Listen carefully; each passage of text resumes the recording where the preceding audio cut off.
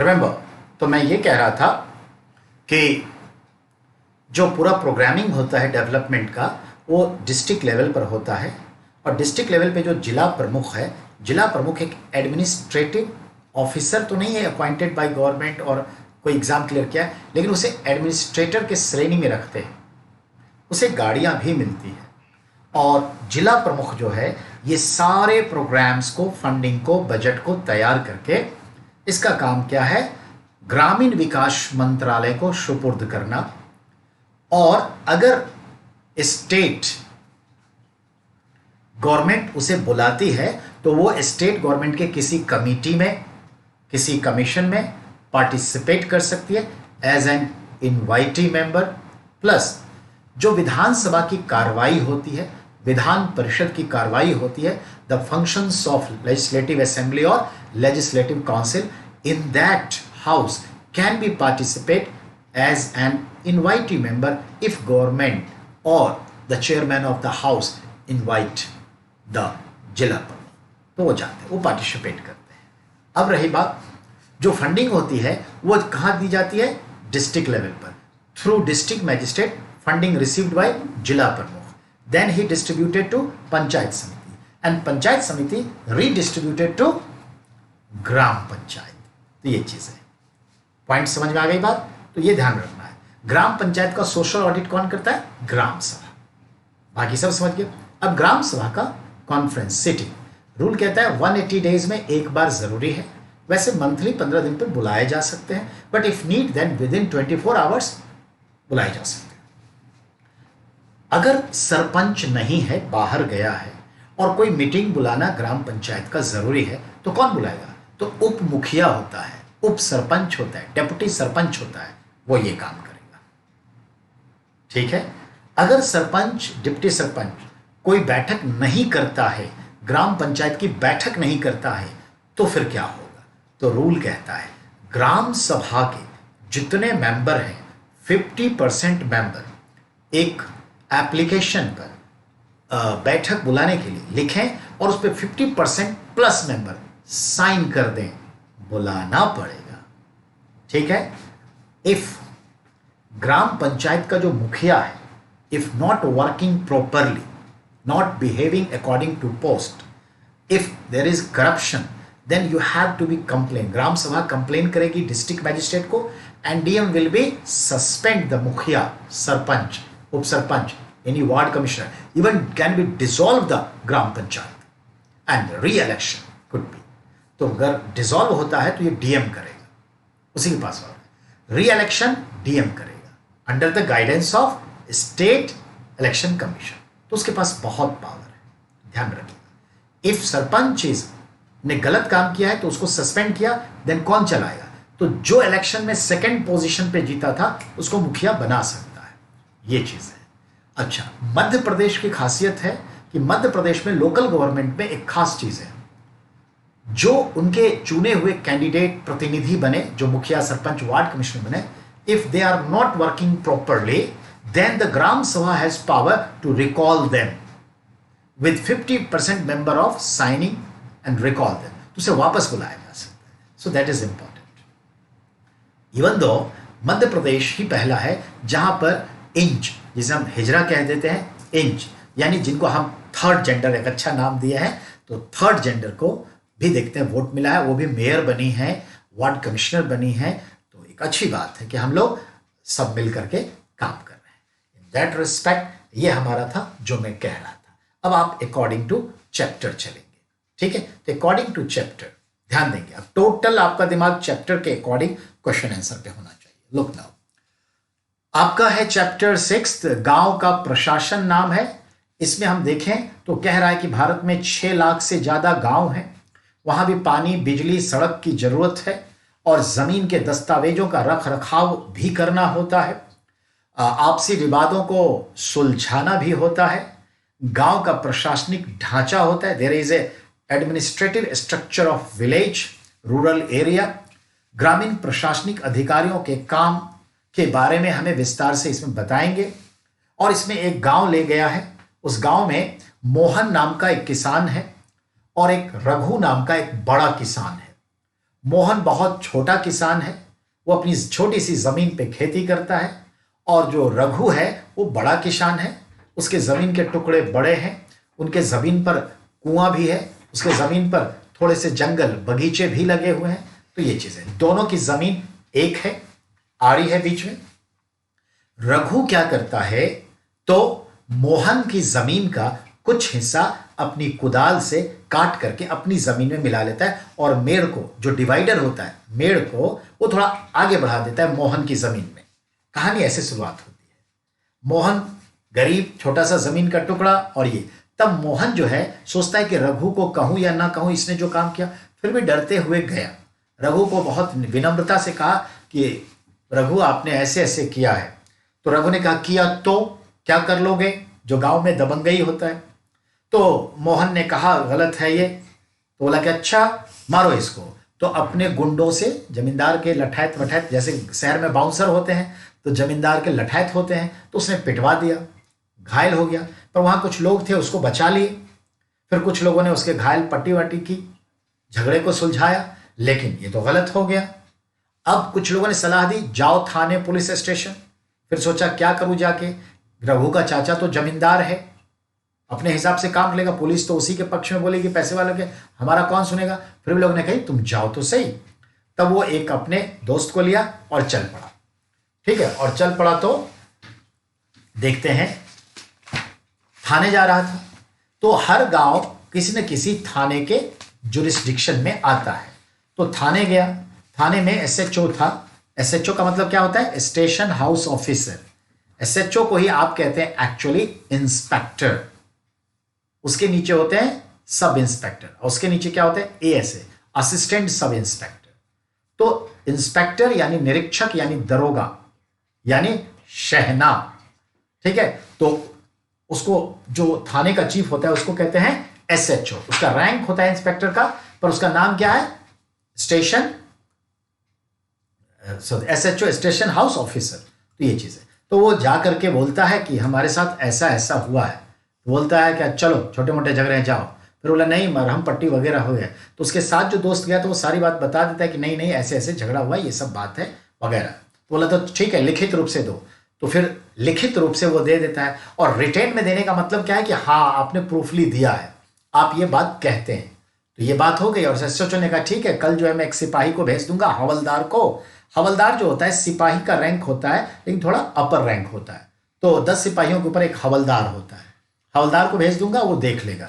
तो हवलदार यहां आया, देखा परिस्थिति। तो ये चीज है।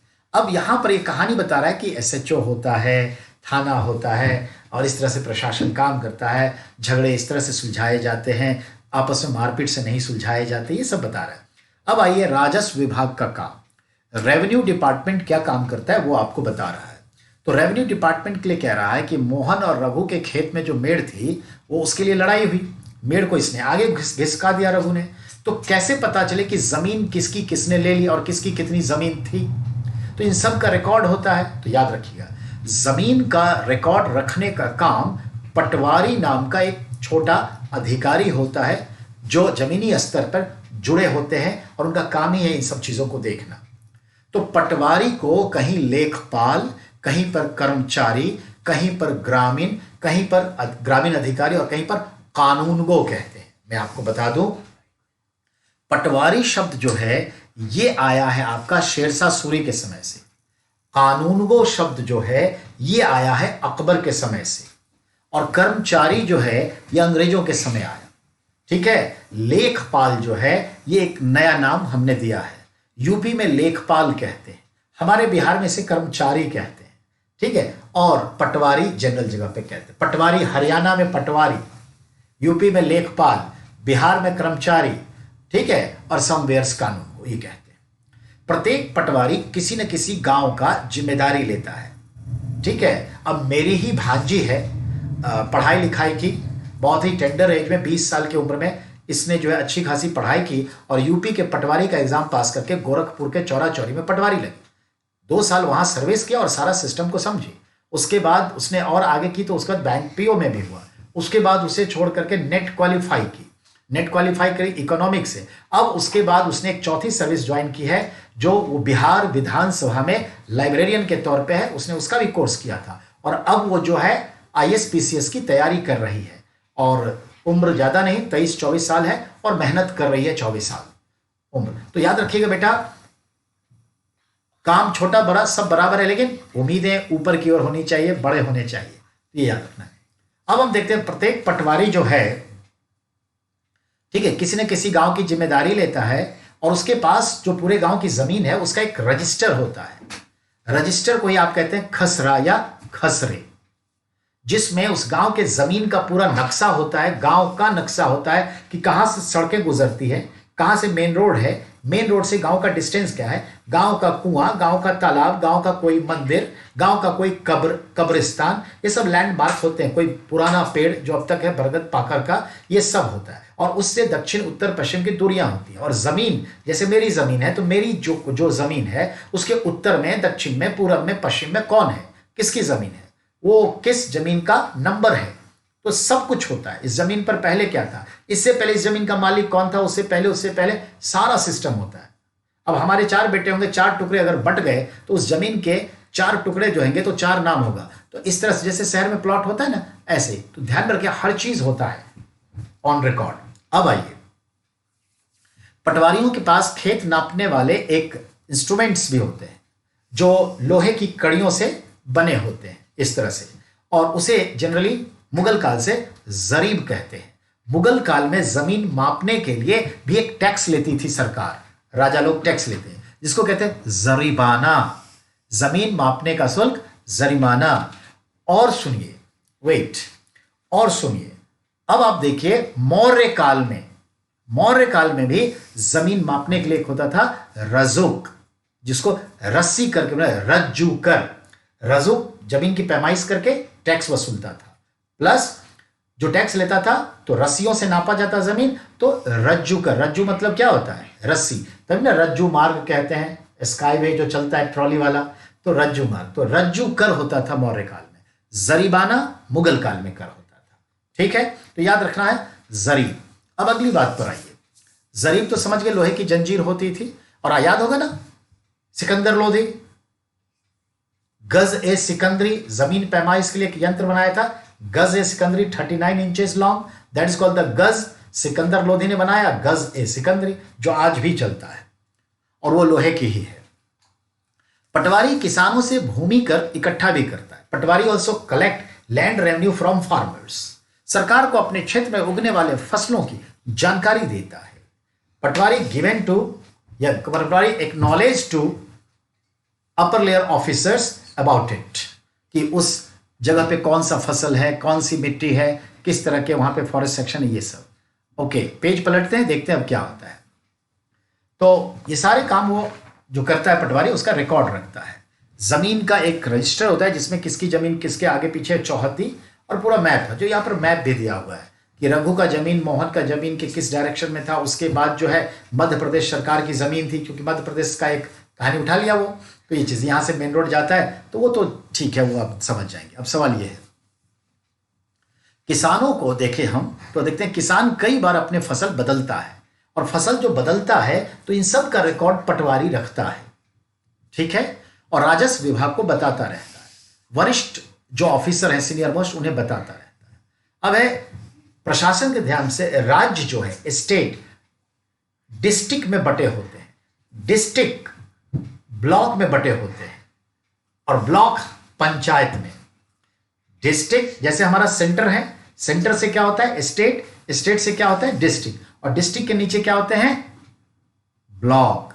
ब्लॉक को आप प्रमुख कहते हैं, ब्लॉक को आप प्रमुख कहते हैं, ब्लॉक कहते हैं, प्रमुख नहीं, प्रखंड, प्रखंड कहते हैं, ब्लॉक कहते हैं, और इसी को कहते हैं तालुक या तालुका, इसी को कहते हैं जनपद, और इसी को क्या कहते हैं एक और नाम से तहसील। तो रिमेंबर, जैसे हरियाणा वगैरह है तो वहां तहसील कहते हैं, उत्तर प्रदेश में जनपद कहते हैं, महाराष्ट्र में तालुका कहते हैं, तालुका कहते हैं, और हम लोग के यहां प्रखंड कहते हैं, बिहार में इंग्लिश में ब्लॉक कहते हैं। अब आइए, हर तहसील में एक अधिकारी होता है जिसका नाम होता है तहसीलदार, और तहसीलदार का मतलब है उस एरिया में वो टैक्स वसूलने का अधिकारी है, जो रेवेन्यू वसूला जाता है, तो तहसीलदार। अब आइए, वे पटवारी के काम का निरीक्षण करते हैं। तहसीलदार पटवारी से ऊपर होता है और पटवारी ने जो वर्क किया उसको इंस्पेक्शन करेगा, सुपरवाइज करेगा तहसीलदार। तो तहसीलदार बड़ा अधिकारी है कंपेयर टू पटवारी। तो सबसे नीचे अमीन, अमीन जो लैंड को मेजरमेंट करता है, अमीन के ऊपर पटवारी कागजात रेडी करता है, और पटवारी के ऊपर तहसीलदार जो पटवारी के काम को इंस्पेक्ट करता है। अब आइए, किसानों को अपने रिकॉर्ड की नकल आसानी से मिल जाए, उसके लिए उसे एक शुल्क चुका के वो ऑफिस से ले सकता है जमीन का कागजात जब उसे चाहिए। नकल, उसको नकल कहते हैं, लिया जा सकता है। अब आइए, जाति प्रमाण पत्र बनाने के लिए भी तहसीलदार से ही हम क्या करते हैं, ओबीसी का सर्टिफिकेट बनाने के लिए उसके साइन मोहर लगते हैं। शहर में भी होंगे तो तहसीलदार ऑफिस में ही जाते होंगे जो साइन मोहर मारता होगा। तो ये चीज है। तो ओबीसी है, जाति प्रमाण पत्र है, अस्थाई निवासी प्रमाण पत्र है, ये सब छोटे मोटे कागजात को ऐसी गांव में भी होते हैं। अब आइए, तहसीलदार के दफ्तर में जमीन से जुड़े विवादों का सुनवाई भी होता है। If any dispute in concern of land that is hearing in tahsildar's office court. अब आइए अगले पॉइंट पर, किसानों को कब कब अपनी जमीन के कागजात को अपडेट करके दिखाना जरूरी होता है। तो यहां पे दिया हुआ है, ये सीधा क्वेश्चन भी आता है। तो जब जमीन कोई खरीदता बेचता है तो जमीन के कागजात जरूरी होते हैं देखना। जब कोई व्यक्ति अपनी जमीन का वसीयतनामा अपने बच्चों के लिए करता है तो वहां जमीन के कागजात देखना जरूरी होता है। जब कोई किसान अपनी उस जमीन पर अगर कोई फैक्ट्री लगाना चाहता है, कमर्शियल वर्क करना चाहता है, सरकार से लोन लेके ट्रैक्टर लेना चाहता है, उसके मॉर्गेज में जमीन रखना चाहता है, या उसी जमीन पर पंपिंग सेट डालना चाहता है, in any case it is need, अगर सरकारी पंप लेना चाहता है ग्रांट से, तो इन सब के लिए जरूरत क्या होती है, जमीन के कागजात। पर किसान बीज खरीदता है, किसान फर्टिलाइजर खरीदता है, इन सब के लिए जमीन के कागजात को दिखाने की कोई जरूरत नहीं होती। अब पेज को टर्न करते हैं, देखते हैं क्या होता है। बेटा, जैसा कि आप जानते हैं एक नया कानून आया है, 2005 या 7 के आसपास आया था, ठीक है। उस कानून के तहत कहता है कि अब पिता के नाम से जो संपत्ति है, चाहे वो अचल हो या चल, उस पर तमाम का अधिकार है। यानी मां का भी, यानी पिता के जो वाइफ हुए, यानी मदर, जैसे मैं बेटा हूं तो हमारी जो पिता की जमीन है, पिता के नाम से जो जमीन है, उसका मैं भी, मेरी बहन भी और मेरी मां भी बराबर इक्वल डिवीजन का अधिकारी है।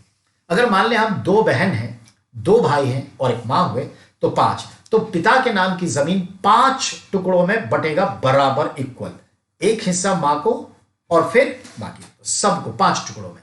तो ये लॉ है। लेकिन इसके साथ ये भी है कि पिता अगर बीमार भी पड़ते कुछ भी, तो सब मिलके खर्च भी करेंगे, देख रेख तभी ले सकते हैं। So in that respect, I am going to be end this class and next will be a start after 10 minutes later for next chapter. Thank you.